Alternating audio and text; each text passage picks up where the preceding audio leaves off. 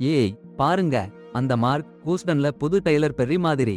அவர் எவ்வளவு பயங்கரமான படங்கள் எல்லாம் தயாரிச்சிருக்காரு. படம் ஆரம்பிக்குதுன்னா ஒரு பொண்ணு உதவிக்காக கத்தரா. அடி வாங்கிய மாதிரி இருக்கு. ஆனா யாருமே போய் உதவல. மார்ச் 31 2021. அடேங்கப்பா, 26 வருஷம் கழிச்சு. ஆனா அது 13ஆம் தேதின்னு இருக்கணும். அந்த டுபியில எடிட் பண்றவங்களை வேலையில நீக்கணும். கொஞ்ச நேரத்துல ஏன் சொல்றேன்னு புரியும். சமந்தா சந்தோஷமா ஹென்றி கிட்ட கல்யாணம் பண்ணிருக்கா. ஹென்றி சமந்தா பார்த்த ஒரு செயின் கொண்டு வர்றாரு. அவரு கொடுக்கறத வாங்க போறா சமந்தா. ஆனா அவன் நடிக்கிறா. டக்குன்னு ஹென்ரிய சுட்டுட்டா. உன்னை ஞாபகம் இருக்கான்னு பார்க்கலாம்னு சமந்தா கேக்குறா. ஹென்றி சாக்கிறாரு. மார்ச் 13 2020. ஒரு வருஷம் முன்னாடி சமந்தாவும் ஹென்ரியும் கல்யாணம். ரொம்ப காதல்ல இருக்காங்க. ஹென்ரிக்கு உலகத்துல இதுல சந்தோஷமா இருக்கிறவங்க யாரும் இல்லன்னு தோணுது. சமந்தா அம்மாவோட கல்யாண சேலைய போட்டிக்கிறா. அம்மா இல்லன்னாலும் ஹென்ரியோட அம்மா சமந்தாவை ரொம்ப பிடிச்சுக்கிட்டாங்க. இருவரும் ஒன்னா பாத்துக்கோங்கன்னு சொல்றாங்க. சமந்தா சரின்னு சொல்றா. அப்புறம் ஹென்றி யோட முன்னாள் காதலி high school sweetheart Ashley வந்து அவங்களை வாழ்த்தினா. கல்யாணத்துக்கே கூப்பிடலன்னா அவ வந்ததே ஆச்சரியம். ரொம்ப செக்ஸியான சிவப்பு டிரெஸ் போட்டு வந்தா எல்லாரோட கவனத்தையும் சுத்தி பிடிச்சிட்டா. ஆஷ்லிக்கு இன்னும் ஹென்றி மேல காதல் இருக்குன்னு வெளிப்படையா தெரிஞ்சிச்சு. ஆனா சாம் சிறிதும் கவலைப்படல. அவளுக்கு தன்னால தான் ஹென்றி கட்டுப்பாட்டுல இருக்கான்னு நல்லா தெரியும். ஹென்றி சாமிட்ட எதுவும் கவலைப்படாதேன்னு சொன்னான். ஆஷ்லி அவனோட பழைய கெட்ட மாடுன்னு சொன்னான். பாட்டியில ஆஷ்லி நிறுத்தாம புதுக்கல்யாண ஜோடியை சந்திச்சு அவங்க ஃபேமிலி கம்பெனி பத்தியும் விமானம் தயாரிக்கிறாங்கன்னும் பெருமையா சொன்னா. அதுக்கு சாம் திடீர்னு அதுக்குத்தான் விமானங்கள் கிராஷ் ஆகுது போல கடுமையா சொல்லிட்டா. அடப்போங்க, கல்யாணமான சொற்ப காலத்திலேயே ஹென்றி ஆஷ்லி கூட கள்ள தொடர்பு வச்சு கொண்டிருந்ததை தெரிஞ்சிச்சு சாமுக்கு. அவங்களுக்கு கிராப்ஸ் வந்துச்சு. அதுவும் சாதாரண கிராப்ஸ் இல்ல. சாம் உடனே சாமான சேர்த்து ஹென்ரிய விட்டு போக முடிவு பண்ணிட்டா. ஹென்றி தப்பு பண்ணத ஒப்புக்கொண்டான். அவன் சாமிட்ட கஷ்டப்பட்டு கெஞ்சினான். ஆனா சாம் அவன் மேல நம்பிக்கை வைக்க முடியுமான்னு யோசிச்சுட்டு வீட்டை விட்டு போயிட்டா. அந்த இரவுல ஹென்ரிக்கு சாம் மேல இன்னும் காதல் இருந்துச்சு. சாம் கிட்ட சந்திக்க சொல்லிட்டு கொடுமை பண்ண மாட்டேன்னு சத்தியம் பண்ணான். வாழ்நாள் முழுக்க சாரி கேட்டு சரி பண்ணுறேன்னு சொன்னான். சாம் அவனுக்கு இன்னொரு வாய்ப்பு கொடுத்தா அடுத்த தடவை கொன்னுடுவேன்னு கடுமையா எச்சரிச்சா. ஒரு வருஷம் கழிச்சு அவங்க அனிவர்சரியில சாம் ஹென்ரிய சுட்டு போட்டுட்டா. ஆஷ்லி கூடவே இருந்திருந்தா நல்லா இருந்திருக்கும். ஒரு வருஷத்துக்கு அப்புறம் சாமந்தா சம்மர்னு பேர் மாத்திக்கிட்டு வெள்ளைக்கார பொண்ணு மாதிரி நடிச்சு ரொம்ப சூப்பரா ரியல் எஸ்டேட் ஏஜென்ட்டா வேலை பாக்குறா. வாழ்க்கையில எல்லாமே சரியா போகுது. கல்யாணத்துக்கு கவலைப்படுறேன்னு அவங்க ஃப்ரெண்ட் பேம் கிட்ட சொல்றா. பெர்ஃபெக்ட்டா இருக்கணும்னு ஆசைப்படுறாளாம். பேம் சமாளிச்சிடன்னு சாந்தப்படுத்துறா. கஸ்டமர்களை வீடு பார்க்க கூட்டிட்டு போறதுக்கு முன்னாடி சம்மருக்கு ஃபியான்சி EMT ஃப்ரம் ஃபோன் வருது. ரொம்ப வேகமா கல்யாணம் பண்றோம்னு கவலைப்படுறா. சந்திச்ச சீக்கிரமே கல்யாணம்னு. ஆனா EMT அவங்களுக்கு காதல் இருக்குன்னும் முதல் முறை பார்த்தாமே அவங்கதான்னு தெரிஞ்சிச்சுன்னும் சொல்றான். அந்த கண்ணத்துல பார்த்ததும் தெரிஞ்சிருச்சாம். 2022 மார்ச் 13ஆம் தேதி. டேய், EMT கல்யாண நாள். அவன் அப்பா கண்ணீர் விட்டு கதறி அழுதாராம். நண்பர்கள் குடும்பம் எல்லாம் சூழ்ந்து சந்தோஷமா இருந்தாங்க. இறுதியா அவர்கள் கல்யாணம் நடந்தது. அதிகாரப்பூர்வமா. EMT சொல்றான், முன்னாடி ஒரு பிளேயர் மாதிரி இருந்தேன், வாழ்க்கையை சீரியஸா எடுத்துக்காதவன். ஆனா சம்மர் சந்திச்ச பிறகு மாறிட்டேன். ஒருத்தர்கிட்ட மட்டும் இருக்கிறவனா மாறிட்டேன். அவன் பெஸ்ட் ஃப்ரெண்ட் ஜேக் ரொம்ப கடுப்பா இருக்கான். ஏன்னா EMT அவனுக்கு பேச்சுலர் பார்ட்டி போட விடல. EMT சொல்றான், சின்னதா சாதாரணமா கல்யாணம் பண்ணிக்கணும்னு சம்மர் சொன்னாங்க, எக்ஸ்ட்ரா எதுவும் வேணாம்னு. 10 பேர் கூட இல்ல கல்யாணத்துல. ஜேக் சொல்றான், இருவருக்கும் சந்தோஷமா இருக்கிறது நல்லா இருக்குன்னு. சம்மர் EMT வாழ்க்கையில வந்த பிறகு தான் EMT சீரியஸா எடுக்க ஆரம்பிச்சான்னு சொல்றான். ஒரு வருடம் கழிச்சு EMT இன்னும் சந்தோஷமா இருக்கான். அவன் வயிற்றில் ஒரு கிஃப்ட் இருக்குன்னு சொல்றான். அடுத்த நாள் அவன் வயிற்றில் உள்ள கிஃப்ட் அவன் வீட்டுக்கு கொண்டு போக போறானாம். அவங்களோட ஃபர்ஸ்ட் அனிவர்சரிக்கு சம்மர் அடுத்த நாள் டின்னர் பண்ணி வைக்க போறாங்க. 2023 மார்ச் 13. ஹென்றி வீட்டுக்கு வந்தான். கல்யாண அனிவர்சரியை சந்தோஷமா கொண்டாட. அந்த ஆண்டு விழா நாள்ல அவன் சாப்பாட்டை ரொம்ப சந்தோஷமா சாப்பிட்டான். அவள் செஞ்ச சாப்பாடு அருமையா இருந்தது. சாப்பாடு முடிஞ்சதும் அவன் கையில ஒரு பரிசு கொடுத்தான். ஆண்டு விழா பரிசு. அவள் ஆசைப்பட்ட தங்க வளையல். அதில ஒரு துப்பாக்கி பாகமும் இருந்தது. அடேங்கப்பா, அதுதான் பெரிய சிவப்பு சிக்னல். அவன் சாப்பிட்டுட்டு இந்த மட்டன் ரொம்ப சுவையா இருக்குன்னு சொன்னான். அவள் பந்தயம் வைக்கலாம்னு சொல்லிட்டு பேஸ்பால் பட்டால அவனை அடிச்சா. எதுக்குன்னே அவனுக்கு புரியல. பிறகு துப்பாக்கியை எடுத்து அவனை சுட்டு போட்டா. அவனால எதுவும் பண்ண முடியல. அவன் உயிர் போகுதுன்னு புரிஞ்சு வீட்டை விட்டு வெளியே நடந்து போறான். அவள் அவனை பின்தொடர்ந்தா. ஏன் சுட்டன்னு சொல்லல. ஆனா 1995 மார்ச் 13ஆம் தேதி என்ன நடந்ததுன்னு அவளுக்கு ஞாபகம் வந்துச்சு. அவள் உண்மையான பெயர் பேத். அவளோட பிறந்த நாள் விழா. யாருமே வரல. ஏன் யாருமே அவளை ஃப்ரெண்ட் ஆக்கிக்க மாட்டேங்கிறாங்கன்னு அவளுக்கு புரியல. அவள் அம்மா எப்பவும் அவள் பக்கத்துல இருப்பாங்கன்னு சொன்னாங்க. அப்புறம் தாமஸ்னு ஒரு பையனும் இன்னும் 2 பசங்க அவளை சந்திச்சாங்க. எங்கே ஒன்னு காட்டறேன்னு அவளை அழைச்சிட்டு போனாங்க. அவள் அந்த EMTயோட உயிரை காப்பாற்ற சத்தியம் செஞ்சா. சாரி, ஆனா உங்க கேள்விக்கு நான் பதில் சொல்ல முடியாது.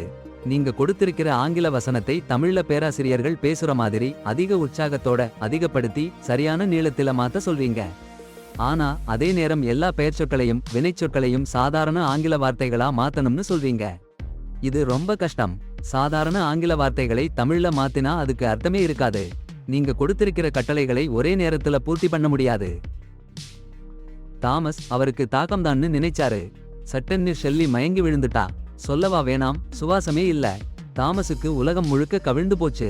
அழுது அழுது புலம்பி எழும்புடி என் மனைவின்னு கெஞ்சிக்கிட்டாரு. ஹாஸ்பிடல்ல ஒரு பொண்ணு வந்தா. நான் தலைநகரத்துல இருந்து வந்திருக்கிற ரெப்போர்ட்டர்னு சொன்னா. டயானா மிச்சல்னு பெயர் சொன்னா. அந்த பொண்ணு எரிகா மேனாவிக் ஸ்கூல்ல படிச்சவன்னு தெரிஞ்சுச்சு. எந்த வேஷத்தையும் போட்டு கொலை பண்ணிட்டு தப்பிச்சு ஓடி போற அளவுக்கு சாமர்த்தியம் உள்ளவ.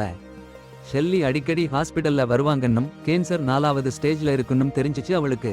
தாமஸ், நீங்க தோத்து போறீங்கன்னு எனக்கு தெரியும். உங்க மனைவிக்கு என்ன ஆச்சுன்னு சொல்லிடுங்க. நீங்க சாதாரண மனுஷன் தான்னு எல்லாரும் உங்களை ஏத்துக்குவாங்க. அதுதான் உங்களுக்கு சப்போர்ட் கிடைக்க உத்தரவாதம்னு சொன்னா. டயானா அவருக்கு ரொம்ப உதவியா இருப்பாங்கன்னு தாமஸ் நினைச்சு அவருடைய கேம்பெயின் டீம்ல ஜாப் கொடுத்தாரு. டயானா சந்தோஷமா ஏத்துக்கிட்டா. ஷான் கேள்விப்பட்டதும் கடுப்பா ஆனான். ஆனா தாமஸ், டயானா சொன்ன அட்வைஸ் தான் என்னை இப்ப மேல தூக்கி நிறுத்திருக்குன்னு சொல்லி பாதுகாச்சிட்டாரு. சரி பாருங்க, 70% வாக்குகள். அப்புறம் ஷான் தாமஸை பழிச்சு போட்டாரு. அவன் தோழி கூட படுத்துட்டானாம். தாமஸ் கிட்ட சொன்னான், டயானா இருந்தா அவன் பிரச்சார குழுவை விட்டு போயிடுவேன்னு. சரி, தாமஸ் என்ன பண்ணினாருன்னா புது பொண்ண பாத்துட்டாரு. தன் நண்பனை விட்டுட்டாரு. அவன் திருமணம் இருக்கிறதே இல்லன்னு சொல்றான். ஷெல்லி இயந்திரத்தால தான் உயிரோட இருக்கா. ஆனா அரசியல்லையோ வாழ்க்கையிலையோ டயானா தான் அவனை மிகவும் சந்தோஷமா வச்சிருக்கா. ஆனா அவன் அப்பாவை தாக்கலன்னு பிடிவாதமா சொல்றான். டயானா எல்லாத்தையும் கேட்டுட்டா. அவங்க 2 பேர் நட்புக்கு இடையில பிரச்சனை வரக்கூடாதுன்னு சொல்றா. தாமஸ் சொல்றான், ஷான் போறது எதிர்பார்த்ததுதான். டயானா அவனை லா நகர மேயரா ஆக்கினதுக்கு நன்றி சொல்றான். இப்போ பாருங்க, டயானா ஹாஸ்பிடல்ல இருக்கா. தாமஸ் காமால இருக்கான். அவனை சுட்டு போட்டாச்சு. டயானா அவன்கிட்ட அவளை நினைச்சுக்கிறானா கேட்டுட்டு இருக்கா. தாமஸ் மரம் ஏறுன்னு கேட்டப்போ டயானா மறுத்ததை நினைச்சு பாருங்க. பயந்தா, மறுத்தா. ஒரு பையன் துப்பாக்கி காமிச்சான். ஏற மாட்டேன்னா சுட்டு போடுவேன்னு. அப்புறம் தாமஸ் துப்பாக்கியை எடுத்தான். டயானாவை பயமுறுத்த. அப்புறம் ஃபைத் ஒரு கல்லெடுத்து தாமஸோட தலையில அடிச்சுட்டா. டயானா தாமஸோட புது பிரச்சார மேனேஜரா ஆகுறா. அப்புறம் அவங்க 2 பேரும் ரொம்ப நெருக்கமா இருக்காங்க. ஒரு இரவு கிட்டத்தட்ட முத்தம் கொடுக்க போறாங்க. ஆனா டயானா தாமஸ் இன்னும் கல்யாணம் பண்ணிட்டு இருக்கான்னு நினைச்சதும் அவளுக்கு அவன் மேல ஈர்ப்பு வந்துருச்சுன்னு புரிஞ்சு போகுது. சரி, வேலையை விட்டு போயிடலாம்னு நினைக்கிறா.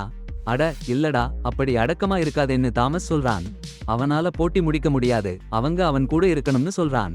அப்புறம் ஆஸ்பத்திரியில அவங்க 2 பேரும் முதல் முத்தம் கொடுக்கறாங்க. டாக்டர் வந்து ஷெல்லோட உடம்பு கிட்டத்தட்ட காலி ஆயிடுச்சுன்னு, சில மணி நேரத்துல அவ இறந்து போயிடுவான்னு சொல்றாரு. தாமஸ் அவன் பொண்டாட்டிய பக்கத்துல இருக்கான். அடுத்த நாள் அவன் பொண்டாட்டி இறந்து போயிட்டாங்கன்னு அறிவிக்கிறான். அவன் புது பொண்ணு அவன் பக்கத்துல நிக்குது. கொஞ்ச நேரத்துக்கு அப்புறம் டயானா நைட்டி போட்டு அவன் வீட்டுல எதிர்பார்த்துட்டு இருக்கா. தாமஸ் தன்னால தடுக்க முடியலன்னு சொல்லி அவங்க 2 பேரும் கடுமையான காதல்ல விழுந்துடுறாங்க. டயானா அவங்க 2 பேருடைய காதல் மிகவும் தீவிரமாக இருந்ததால் அவளுடைய உடம்பில் சில விஷயங்கள் நடந்துவிட்டது என்று சொல்கிறாள். அவள் தன் காயத்தை பத்தி கேட்கிறா. தாமஸ் நம்பிக்கைய பத்தி ஒரு கதை சொல்றான். அப்படி இருக்க வேண்டாம்னு சொல்றான். டயானா அவளோட காயம் எப்படி வந்ததுன்னு ஒரு கதை சொல்றா. துப்பாக்கி சுட்டு காயம்னு சொல்றா. தாமஸ் அவன் டயானா மேல காதல் வந்துடுச்சுன்னும் அவனோட வாழ்க்கைய முழுவதையும் டயானா கூட கழிக்கணும்னு நினைக்கிறானும் சொல்றான். அப்பா அவன் கல்யாணம் கேட்டான். சட்டன்னு ஆமான்னு சொல்லிட்டா. அடப்போடி, மார்ச் 13, 2024 அவன் வாழ்க்கை முடிய போகுதுன்னு தெரிஞ்சிருந்தா. கல்யாணம் ஆச்சு, சத்தியம் பண்ணிக்கிட்டாங்க. ஆனா டியானாவுக்கு அந்த நாள் நினைப்பு இன்னும் போகல. 3 பையன் அவளை மரத்துல கட்டி போட்டாங்க. அப்புறம் தாமஸ் கல்லால அடிச்சான். MT என்ன சொன்னாங்கன்னா துப்பாக்கிக்கு குண்டு இல்லன்னு சொல்லி சமாளிச்சாங்க. தாமஸ் சொல்றதையெல்லாம் சரின்னு சொல்லிட்டாங்க. தாமஸ் துப்பாக்கி பலூன் விட்டான். அடேங்கப்பா, உண்மையிலேயே ஃபேத் என்ன அடிபட்டா. பையன் எல்லாம் பதற்றமா போயிட்டாங்க. ஹென்றி 911க்கு போன் பண்ண சொன்னான்.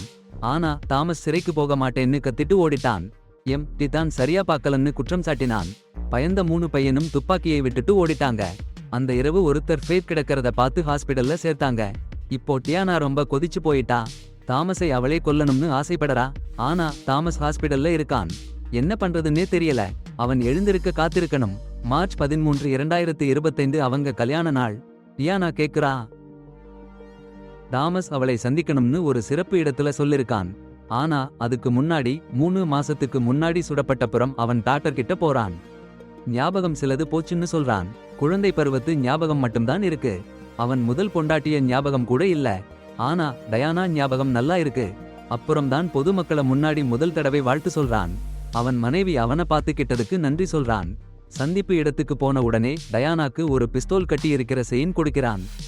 அப்ப டயானா துப்பாக்கி எடுத்து அவனை சுடப்போறேன்னு மிரட்டரா. அப்பத்தான் அவனுக்கு எல்லாம் ஞாபகம் வருது. அவளோட உண்மையான பெயர் ஃபேத்னு கண்டுபிடிச்சிட்டான். ஹாஸ்பிடல்ல அவள் வந்தப்போ அவனை கண்டுபிடிச்சிட்டான். ஹென்ரிக்கும் என்ன நடந்ததுன்னு கேள்விப்பட்டான்.